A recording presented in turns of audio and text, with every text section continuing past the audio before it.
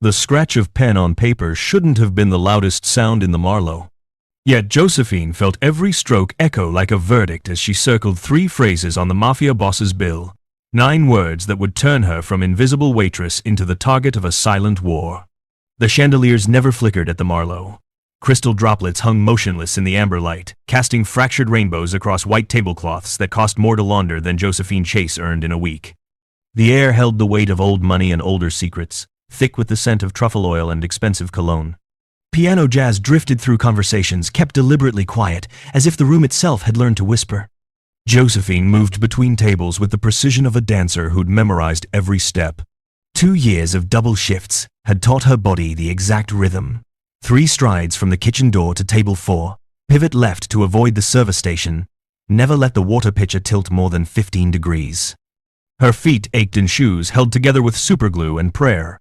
Her lower back throbbed from carrying trays that weighed more than her younger brother's medical bills, which was saying something. But pain made you sharp. Pain made you notice things other people missed. She'd learned to read reflections the way other servers read orders. The antique mirrors lining the Marlowe's walls weren't just decoration, they were her early warning system. She could spot a raised hand for service 3 tables away, catch a server about to collide with her path, read a diner's mood in the set of their shoulders before approaching.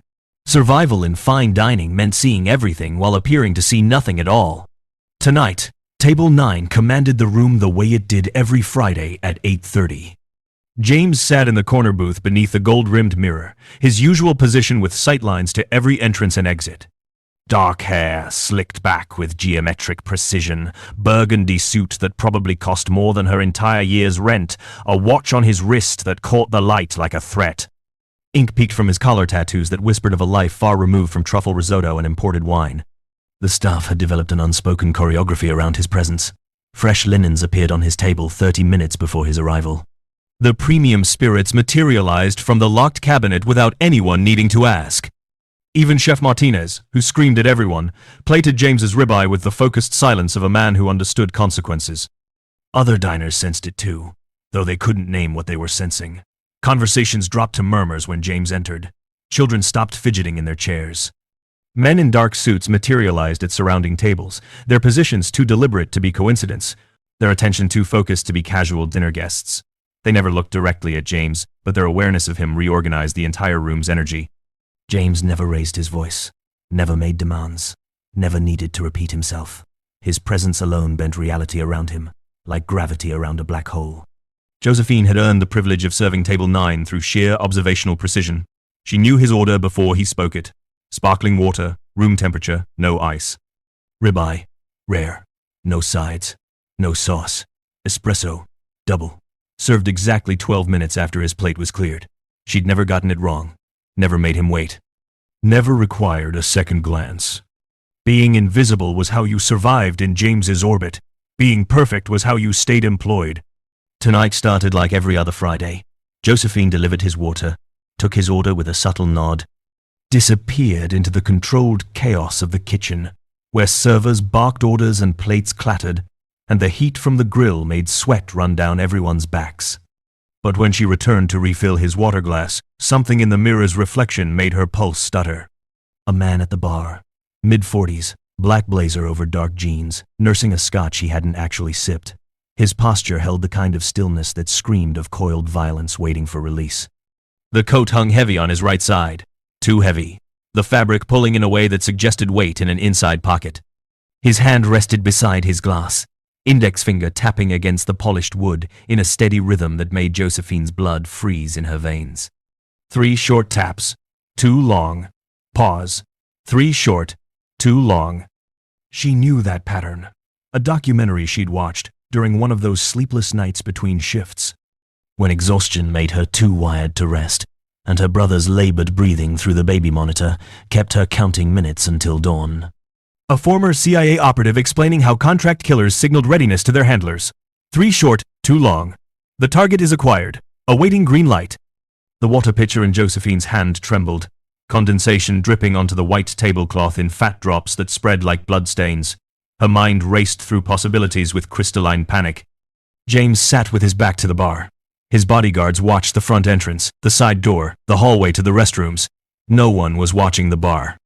No one had noticed the man whose coat hung too heavy, whose scotch remained untouched, whose fingers tapped death's calling card against expensive wood. She had 30 seconds, maybe less. Warning James directly would draw attention. Causing a scene would trigger violence. Running would leave a dead man behind and blood on her conscience. Her brain cycled through options with the same efficiency she used to memorize 7 top orders during Saturday Rush. Then her hands moved before conscious thought could interfere. Josephine walked to the server station with forced calm, printed James's bill on the small receipt printer, and uncapped her ballpoint pen. The evening specials were printed at the bottom of every bill in small font: braised lamb, truffle risotto, seasonal vegetables. Her hand circled 3 phrases, her waitress handwriting neat and controlled despite the terror crawling up her spine. Rival hitman inside. Move before he fires. 9 words. 9 words to save a man who made other people disappear. 9 words that would either save her life or end it. She placed the leather bill folder on James's table with the same neutral efficiency she'd perfected over 1,000 shifts. Her face showed nothing, not fear, not urgency, not the way her heart hammered against her ribs like something trying to break free. For 3 eternal seconds, nothing happened. James's eyes, cold gray like winter rain, scanned the bill. Then every line of his body changed. His relaxed posture tightened. His jaw clenched. His fingers, which had been loosely holding his water glass, curled into something that looked almost like a fist. But he didn't question her, didn't ask for clarification, didn't waste a single second doubting the warning scrawled in blue ink. He simply folded the bill with deliberate precision, stood with the unhurried grace of a predator who'd just caught a scent, and placed $300 bills on the table. "I'll settle this in cash." His voice carried that same quiet authority that could stop conversations 3 tables away. "Keep the change." As he walked past Josephine toward the kitchen, his hand brushed her shoulder, the briefest contact, lasting less than a heartbeat, but the message burned clear. Move. Now. Josephine's legs carried her toward the bar, as if she were simply checking on another guest. Her peripheral vision tracked James disappearing through the kitchen's swinging doors. Behind her, she heard the scrape of a bar stool against marble tile. Then everything happened in the space between heartbeats. A chair crashed against the floor, glass shattered with the bright violence of a broken promise. A single gunshot cracked through the air, muffled, distant, like someone had dropped a serving tray in the back hallway, then silence so complete it felt like the room had stopped breathing. The piano player never stopped his rendition of The Way You Look Tonight. His fingers continued their elegant dance across the keys, as if violence and music occupied completely separate dimensions. 30 seconds later, the manager emerged from his office, face carefully blank, smoothing his tie with hands that didn't quite steady. He cleared his throat and addressed the room with practiced calm. "Ladies and gentlemen, due to a minor kitchen incident, the Marlowe will be closing early this evening. Please accept our sincerest apologies and a complimentary dessert service. Your meals tonight are, of course, entirely complimentary." No one asked questions. No one demanded explanations. The kind of people who dined at the Marlowe understood that some things were better left unexamined. Josephine collected her tips with hands that finally allowed themselves to shake. The $300 James had left felt heavier than it should, like it carried weight beyond paper and ink. She changed out of her uniform in the staff bathroom, pulling on jeans and a jacket that smelled like fryer oil and fear, her reflection in the mirror showing a woman who looked exactly like she had that morning but felt fundamentally altered. The walk to the bus stop stretched longer than usual. Every shadow became a potential threat, every passing car a question mark.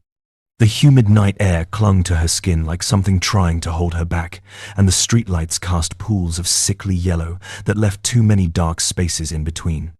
She climbed the 3 flights to her apartment with legs that felt disconnected from her body, fumbling with keys that suddenly seemed too loud in the silent hallway. Inside, she locked the door, checked the windows, locked the door again. That night, Josephine slept with her back pressed against the bedroom wall, a kitchen knife tucked under her pillow, listening to every creak of the old building settling, every car alarm in the distance, every footstep in the hallway that might or might not be coming toward her door. Morning brought no police inquiries, no news reports, no headlines about violence at an upscale restaurant in the city's financial district. The local paper mentioned nothing. The television news cycled through weather and traffic and political scandals as if last night had never happened at all. It was as if nothing had occurred. As if a man hadn't died 30 feet from where people ate $70 steaks. As if Josephine hadn't just saved the life of the city's most dangerous man with 9 words circled on a bill. But as she stood in her kitchen drinking instant coffee that tasted like ash, staring at the $300 on her counter, Josephine understood one thing with absolute certainty. She'd just become visible to people who noticed everything. And she had no idea if that would save her life or end it. 3 days passed in a fog of hypervigilance and instant coffee. Josephine worked her shifts at the Marlowe with mechanical precision, her body moving through familiar motions while her mind remained locked in that moment when pen met paper and everything changed. She avoided eye contact with guests, kept her head down, counted tips with trembling fingers and took the long route home, circling her block twice before entering her building. James hadn't returned to table 9. His absence felt louder than his presence ever had. On the 4th morning, Josephine opened her staff locker to find something that didn't belong.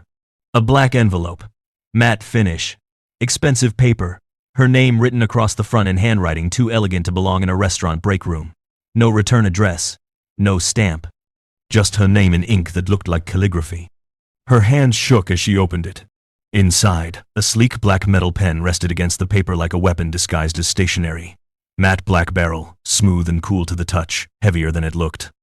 Beneath it, a card in the same elegant script. You wrote faster than he could fire. When you need to write again, click twice, J. Josephine stared at the pen, her pulse hammering in her ears. The break room's fluorescent lights buzzed overhead, casting everything in sickly yellow. Around her, other servers changed into their uniforms, complaining about difficult tables and stingy tippers, existing in a world where pens were just pens, and gifts didn't come with invisible strings attached. She tucked the pen into her apron pocket, the weight of it pressing against her hip like a secret she couldn't tell. That night, curiosity overcame caution. Alone in her apartment with the door triple-locked and a chair wedged under the handle, Josephine examined the pen under her desk lamp. It looked ordinary. Felt ordinary. But when she clicked it twice in rapid succession, something inside the barrel hummed a vibration so faint she almost missed it. There, and gone, in the space between heartbeats. A panic button. A transmitter. A leash, disguised as a gift. She set it on her nightstand and didn't sleep. The protection started subtly, like fog rolling in before you realized you couldn't see the street anymore. A black sedan appeared near her bus stop. Different car each time, but always black. Always idling with tinted windows that reflected her face back at her like a question she couldn't answer. The first time she noticed it, fear spiked through her chest. The second time, she walked past quickly, heart hammering. The third time, she understood. They weren't hunting her. They were watching her. Strangers began treating her differently. The homeless man who usually asked for change near her building nodded at her with something that looked almost like respect. The convenience store clerk who normally ignored her started greeting her by name. A woman at the coffee shop let her skip the line with a smile that didn't quite reach her eyes. Then came the moment that made everything crystallize into terrible clarity. Josephine stepped off the curb without looking, lost in thoughts about her brother's latest test results. A hand caught her arm, yanking her back as a delivery truck screamed past, close enough that she felt the rush of air against her face. The man who'd grabbed her wore a dark suit and an expression carefully neutral. He released her arm and spoke quietly. His words meant only for her. James wouldn't like it if anything happened to you. Maybe. He walked away before she could respond, disappearing into the morning crowd like he'd never existed at all. That afternoon, Josephine called the hospital about her brother's outstanding balance. She needed to set up a payment plan, figure out which bills to pay first, which medications to prioritize. The conversation she'd been dreading for weeks. The administrator's voice came through cheerful and confused. "I'm sorry, Miss Chase, but there must be some misunderstanding. Your brother's account shows a zero balance." The Marlowe Foundation settled everything last week. Josephine's hand tightened on the phone. The Marlowe Foundation? Yes, a charitable organization, quite generous. The payment cleared immediately. After she hung up, Josephine sat on her kitchen floor and cried. Not from relief, from the understanding that her brother's life now hung in the balance of a debt she could never repay. James had bought her gratitude with money she desperately needed. Compassion or leverage. The line between them had become too blurred to see. The whispers started in the kitchen. Josephine caught fragments while picking up orders. Pieces of conversation that staff cut short when she approached. A Moreno family hitman had disappeared. Last seen near the Marlowe. The rival family was asking questions, making noise, looking for someone to blame. She kept her head down and her mouth shut, but the weight of those whispers pressed against her chest until breathing felt like work. Friday arrived, and with it, James. He took his usual table. Same burgundy suit, same position beneath the gold-rimmed mirror. But when Josephine approached with water, he didn't order. He looked at her with those winter rain eyes and spoke in a voice pitched low enough that only she could hear. Sit. It wasn't a request. Josephine glanced around the restaurant. Other servers pretended not to notice. James's men at surrounding tables stared at nothing with focused intensity. She sat, perched on the edge of the chair like a bird ready to fly. You have exceptional observational skills. James's fingers traced the rim of his water glass. Most people don't notice patterns. You see them before they're finished forming. I just pay attention. No. His eyes locked on hers. You read reflections. You catalog micro-movements. You process threats faster than trained bodyguards. Silence stretched between them while piano jazz filled the spaces. The man at the bar, James continued. How did you know? Josephine's mouth went dry. His coat. The tapping. Documentary I watched. You stopped a war with a pen. James leaned forward slightly. Do you understand that? The Morenos sent their best. If he'd succeeded, 3 families would have gone to war. Hundreds dead. The city on fire.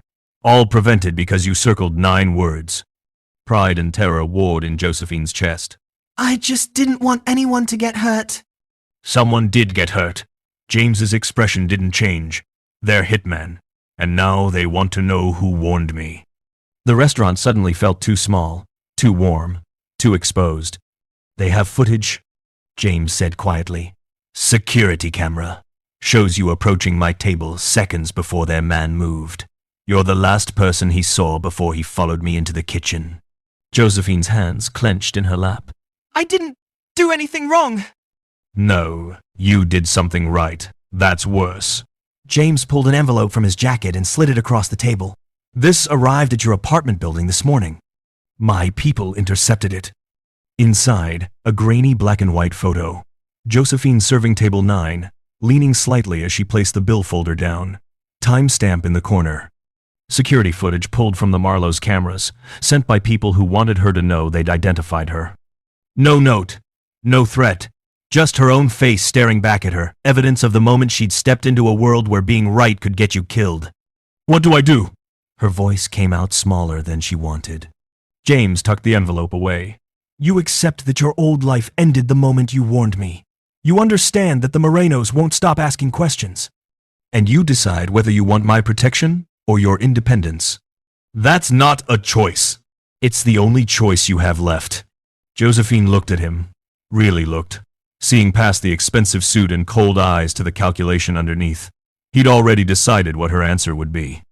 This conversation was just a formality, letting her believe she had agency when really she'd lost it the moment she'd picked up that pen. But she was alive. Her brother's medical bills were paid, and the black sedan near her bus stop meant that at least for now, someone powerful wanted her breathing. What happens if I say yes? You stay alive. You keep working here. And when I need someone who sees patterns others miss, you tell me what you see. And if I say no? James stood, smoothing his jacket with practiced precision. Then you're on your own. And the Morenos are very thorough. He walked away, leaving Josephine sitting at table 9, with her heart hammering and the weight of that black pen pressing against her hip like a promise she hadn't agreed to but couldn't refuse. That night, alone in her apartment, Josephine stared at the pen on her nightstand and understood that saving someone's life had cost her own freedom. The Morenos wanted her dead. James wanted her useful. And she was trapped between 2 kinds of danger with nothing but a pen and her ability to see threats before they materialized. She clicked the pen twice, feeling the faint vibration hum through the metal. Somewhere in the city, a signal transmitted. Someone received it. Someone knew exactly where she was. Protection or surveillance? The line between them had disappeared completely. If this story has you as trapped as Josephine is between her choices, hit that subscribe button because part 2 drops next week, and trust me, you do not want to miss what the Morenos do when they finally make their move. The yellow streetlight above the alley flickered once, casting shadows that stretched and twisted like living things across cracked pavement. Josephine stood frozen 3 steps from the staff exit, her hand still gripping the door handle behind her. Escape cut off by 2 men who'd materialized from the darkness, like they'd been waiting for exactly this moment. Both wore leather jackets despite the humid night. Both had hands tucked casually in their pockets in a way that was anything but casual. The one on the left had a scar running from his temple to his jaw. The one on the right smiled with too many teeth. Josephine Chase. The scarred man said her name, like he'd been practicing it.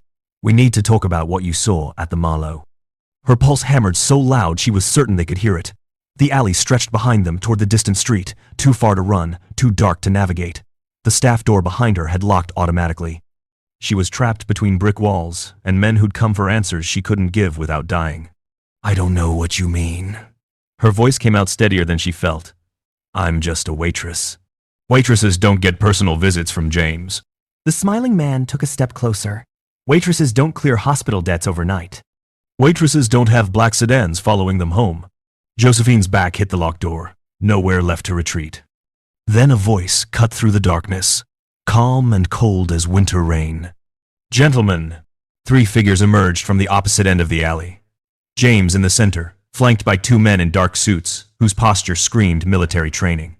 They moved with synchronized precision, blocking the only exit the Moreno men had. The alley became a cage with 5 predators and 1 terrified waitress caught in the middle. James stopped 10 feet from the Moreno men, close enough to make his point, far enough to give everyone space to choose their next move carefully. His burgundy suit looked black in the sickly yellow light. His expression held no anger, no fear, just the absolute certainty of someone who knew exactly how this would end. Touch my waitress, James said quietly, and this city gets loud. The scarred man's hand shifted in his pocket. One of James's men mirrored the movement, his jacket falling open just enough to reveal the weapon holstered at his side. No one drew. No one needed to. The threat hung in the air between them like smoke. She warned you. The scarred man's voice carried an edge of desperation. Our man went into that kitchen and never came out. She's the last person who spoke to you before it happened. She served me dinner, James replied. That's what waitresses do. The footage shows more than that. The footage shows a woman doing her job. James took 1 step forward. The movement was small, but the shift in energy was seismic. Your family sent a man to kill me in a public restaurant. He failed. That's not her fault. That's yours. Silence stretched like a wire pulled too tight. The smiling man spoke next, his teeth gleaming in the dim light. She's a loose end, James. You know how this works. We tie up loose ends. She's under my protection. You know how that works. The scarred man and the smiling man exchanged a glance, calculations running behind their eyes, numbers being weighed, risks being measured, the cost of starting a war versus the satisfaction of revenge. Finally, the scarred man stepped back, hands emerging from his pockets empty. This isn't over. It is for tonight, James said. The Moreno men walked past James and his bodyguards with careful steps, making sure no shoulders bumped, no accidental contact sparked violence into flame. They disappeared into the street beyond, swallowed by the city's darkness. But their final look back at Josephine carried a promise that made her knees weak. We'll return for her. The moment they were gone, Josephine's legs gave out. She slid down the locked door until she sat on cold concrete, her whole body shaking with terror that had been held at bay by adrenaline and was now crashing over her like a wave. James dismissed his men with a subtle gesture. They melted back into the shadows, leaving just the 2 of them in the flickering yellow light. Why were you here? Josephine's voice cracked. How did you know they'd come tonight? James crouched in front of her, meeting her eyes at level. Because I know how they think. Because I've been watching you, the same way they have. Because you warned me before I could die, and now I return the courtesy. This isn't courtesy. Anger cut through her fear. This is a nightmare. I can't sleep. I can't walk home without checking behind me every 5 seconds. I can't live like this. No, James agreed quietly. You can't. Not alone. He stood and walked to where a black car idled at the alley's entrance, its engine purring like a threat or a promise. He opened the rear door and turned back to face her. I'm offering you protection. Real protection. Not just men following at a distance, but full immunity. The Morenos won't touch you. No one will. You'll be safe. Josephine pulled herself to her feet, leaning against the brick wall. What's the cost? You work for me. Not officially. Not on paper. But when I need someone who sees what others miss, you tell me what you see. When I need eyes in places I can't go, you become those eyes. You're already in this world. The only question is whether you're in it alone or under my umbrella. That's not protection. That's ownership. That's survival. James's expression didn't change. The Morenos will keep coming. Tonight, I stopped them. Tomorrow, next week, next month, they'll try again. They need someone to blame for their failure, and you're the easiest target. Without me, you're already dead. You just don't know it yet. Josephine looked at the open car door. Beyond it, safety and captivity in equal measure. She thought about her brother's hospital bed, machines breathing for him when his lungs couldn't. She thought about the black envelope under her apartment door, her face frozen in grainy security footage. She thought about the pen on her nightstand that transmitted her location to people she'd never met. Her old life had ended the moment she'd picked up that ballpoint pen and circled 9 words. The woman who'd clocked in for double shifts and kept her head down was gone. The only question was who she'd become in that woman's place.